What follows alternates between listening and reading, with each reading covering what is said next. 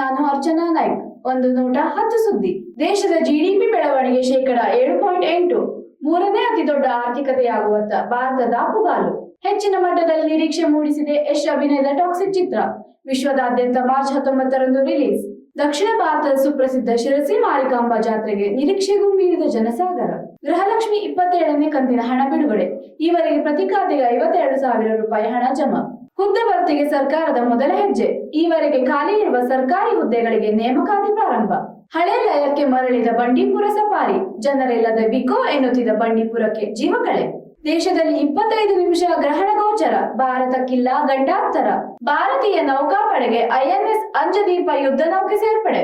ಹುಬ್ಬಳ್ಳಿಯ ವರೂರಿನಲ್ಲಿರುವ ವಿಜಯವಾಣಿ ಪತ್ರಿಕಾ ಮುದ್ರಣಾಲಯಕ್ಕೆ ಭೇಟಿ ನೀಡಿ ಮಾಹಿತಿ ಪಡೆದ ಡಾಕ್ಟರ್ ವಿಜಯ ಸಂಕೇಶ್ವರ್ ಮೀಡಿಯಾ ಸ್ಕೂಲ್ನ ವಿದ್ಯಾರ್ಥಿಗಳು. ಭಾರತ ಕೆನಡಾ ಪರಮಾಣು ಒಪ್ಪಂದ. ಪ್ರಧಾನಿ ನರೇಂದ್ರ ಮೋದಿ ಮಾರ್ಕ್ ಕಾರ್ನಿ ಜೊತೆಗೆ ಮಹತ್ವದ ಚರ್ಚೆ.